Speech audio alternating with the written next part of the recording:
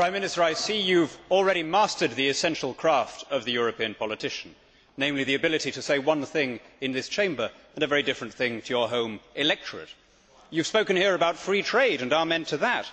Who would have guessed, listening to you just now, that you were the author of the phrase British jobs for British workers, and that you have subsidised, where you have not nationalised outright, swathes of our economy, including the car industry and many of the banks? Perhaps you would have more moral authority in this House if your actions matched your words. Perhaps you would have more legitimacy in the councils of the world if the United Kingdom were not going into this recession in the worst condition of any G20 country. The truth, Prime Minister, is that you have run out of our money. The country as a whole is now in negative equity. Every British child is born owing around £20,000. Servicing the interest on that debt is going to cost more than educating the child.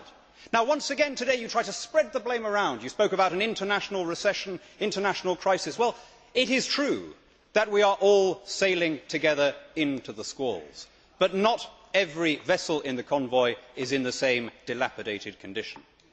Other ships used the good years to caulk their hulls and clear their rigging, in other words, to pay off debt. But you used the good years to raise borrowing yet further. As a consequence, under your captaincy, our hull is pressed deep into the waterline under the accumulated weight of your debt. We are now running a deficit that touches 10% of GDP, an almost unbelievable figure. More than Pakistan, more than Hungary, countries where the IMF has already been called in. Now, it is not that you are not apologising. Like everyone else, I have long accepted that you are pathologically incapable of accepting responsibility for these things. It is that you are carrying on, wilfully worsening our situation, wantonly spending what little we have left.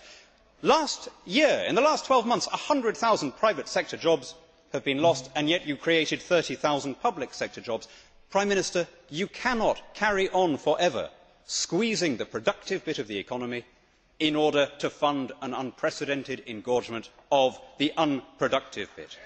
You cannot spend your way out of recession or borrow your way out of debt.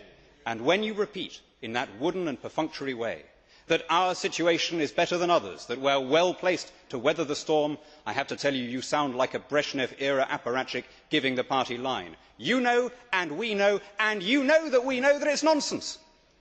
Everyone knows that Britain is worse off than any other country as we go into these hard times. The IMF has said so. The European Commission has said so. The markets have said so, which is why our currency has devalued by 30%, and soon the voters too will get their chance to say so.